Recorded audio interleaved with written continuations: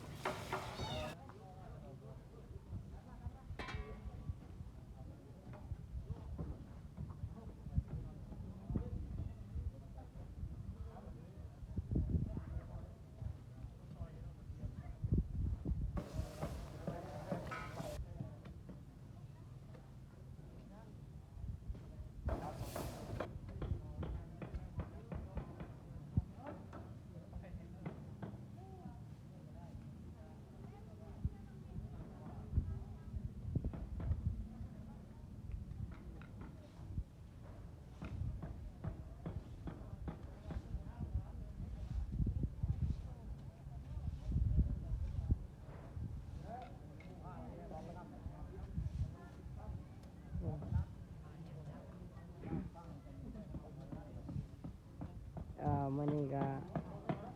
มาเฮ็ดโบกติก็ได้เฮ็ดห้างอยู่เนาะนี่คือภาพบรรยากาศตอนเฮ็ดเวียก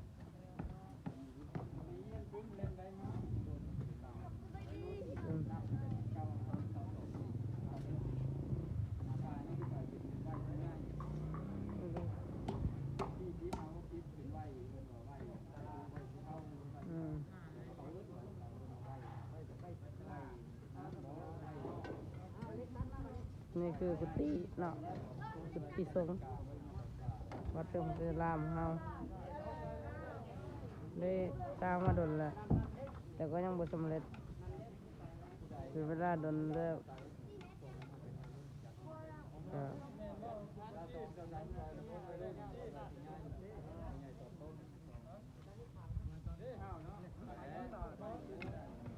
เริ่มต้นใหม่นะเฮ็ดสร้างใหม่เหรอตามมันโดดเลย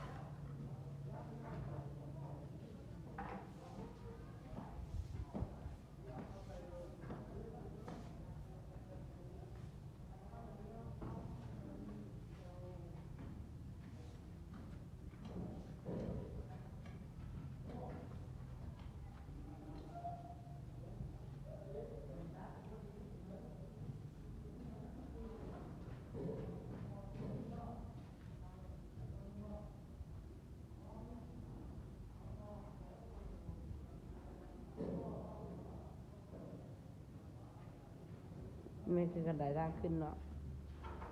ทางขึ้นก็มืดลงมืด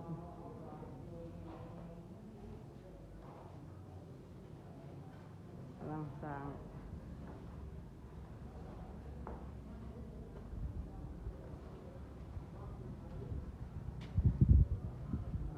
กุฏิ2 ชั้น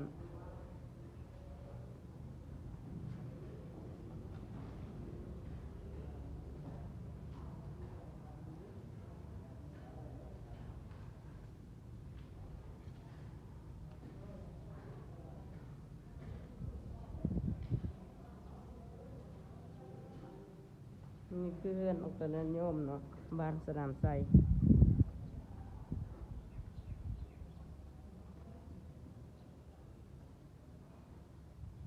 เก็บเงาบ่ให้ออกจากบ้านโควิด19เลยบ่ได้ออก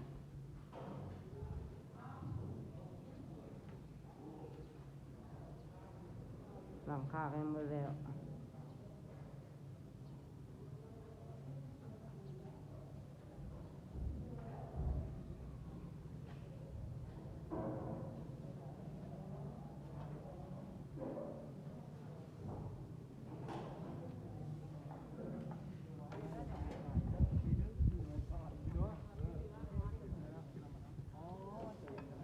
7นะ10 นาทีเหรออ๋อ10 นาทีเหรอ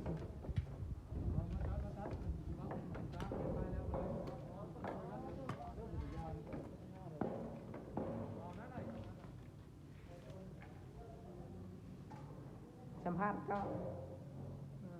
สบายดีว้าวเว้น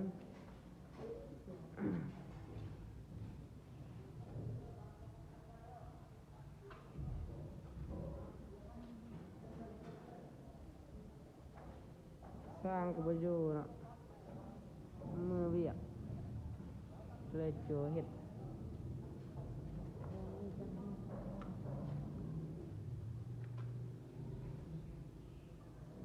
รวมมือ